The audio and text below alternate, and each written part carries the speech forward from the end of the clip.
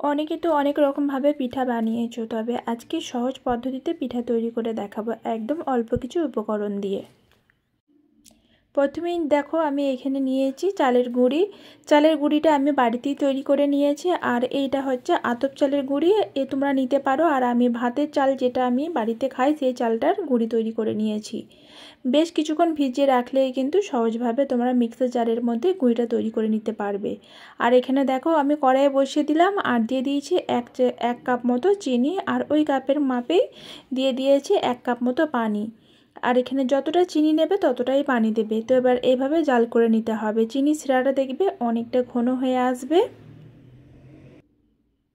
তো এখানে দেখো চিনি শিরাটা অনেকটা ঘন হয়ে এসেছে, তোমরা বুঝবে কি করে, তার জন্য আমি একটা ছোট্ট টিপস বলে দিচ্ছি। অনেকে আছে বুঝতে পারবে না, আর যদি বোঝার জন্য এইভাবে এই কাজটি করে নেবে। একটা বাটির মধ্যে পানি নিয়ে নেবে ঠান্ডা, আর চিনি শিরাটা দিয়ে বাটির মধ্যে দেখে নেবে। যখনই দেখবে চিনি শিরাটা খুব সুন্দরভাবে একটা দলা পেকে যাচ্ছে, বলের মতো আকার হয়ে যাচ্ছে, তখনই বুঝতে হবে যে খুব সুন্দর চিনি শিরাটা তৈরি হয়ে গেছে। দিয়ে দিলাম ফ্লেভারের জন্য একটুখানি মৌরি আর নারকেল কুঁড়ি। তো এখানে আমি ফ্রেশ নারকেল কোড়াটাই ব্যবহার করেছি। এই নারকেলটা দিলে খেতে আরও বেশি সুন্দর লাগবে। তো এখানে দেখো খুব সুন্দরভাবে মেশানো হয়ে গেছে। তো এবারে আমি অল্প অল্প চালের গুঁড়ি দেব আর নাড়তে থাকবো। একবারে দেব না, অল্প অল্প দিতে থাকতে হবে আর নাড়তে হবে। এইভাবেই এই কাজটা করতে হবে। যতবার চালের গুঁড়িটা দেব ততবারই মিশিয়ে নিয়ে। আমি কম বানিয়েছি, তোমরা চাইলে যদি বেশি বানাও তাহলে সব মাপটা একটু বেশি করে নেবে। এই পিঠাটা বানিয়ে তোমরা বেশ কিছুদিন রেখেও দিতে পারো, আর এই পিঠাটা বানিয়ে রাখলে নষ্ট হবে না। তো দেখো আমি এইভাবেই এই কাজটি করে নিচ্ছি।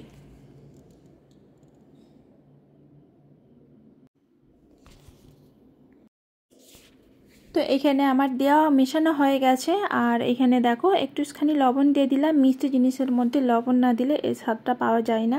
অবশ্যই চেষ্টা করবে একটু লবণ দিতে। তো লবণটা দিয়েও খুব সুন্দরভাবে মিশিয়ে নিয়েছি। এবারে একটা পাত্রের মধ্যে তুলে নিয়েছি। হালকা যখন ঠান্ডা হয়ে আসবে হাতের মধ্যে একটু তেল নিয়ে এবারে আমি এই পিঠার শেপটা দিয়ে নেব। তার মাঝেতেই আমি তেল গরম করতে বসিয়ে দিচ্ছি। একটা কড়াইয়ের মধ্যে বেশ কিছুটা তেল নিয়ে নিতে হবে।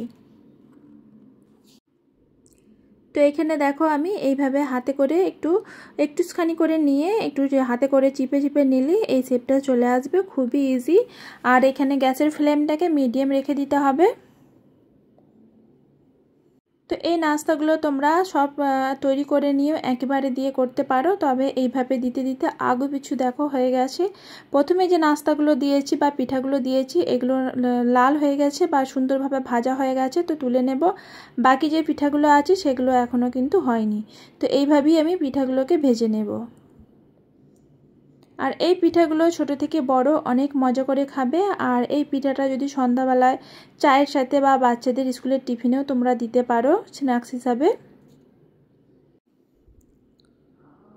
তো বাকি যে পিঠাগুলো আছে এগুলো আমি সবগুলো দিয়ে দিয়েছি। তারপর উল্টে পাল্টে ভেজে নেব। আর প্রত্যেকটা পিঠাগুলো অনেক সুন্দর হয়েছে আর খেতেও ভীষণ মজা হয়েছে। এইভাবে একবার হলেও বানিয়ে দেখতে পারো। সকল বন্ধুদের কাছে একটাই রিকোয়েস্ট করব, ভিডিওটি যদি ভালো লেগে থাকে লাইক কমেন্ট শেয়ার করো। আর এখনও অবধি যদি সাবস্ক্রাইব না করে থাকো, আমার নতুন বন্ধুদের কাছে অনুরোধ রইল চ্যানেলটিকে সাবস্ক্রাইব করে আমার পাশে থাকতে। তো এখানে দেখো বন্ধুরা সব নাস্তাগুলো হয়ে গেছে, তো আমি তুলে নিয়েছি। আর ভিতরটা দেখো এতটাই সুন্দর হয়েছে, ওপরটা মুচমুচে আর ভিতরটা একদম নরম তুলতুলে। তো এতক্ষণ আমার সাথে থাকার জন্য অসংখ্য ধন্যবাদ। আবারও চেষ্টা করব নতুন কোনো রেসিপি নিয়ে আসতে। সবাই ভালো থেকো।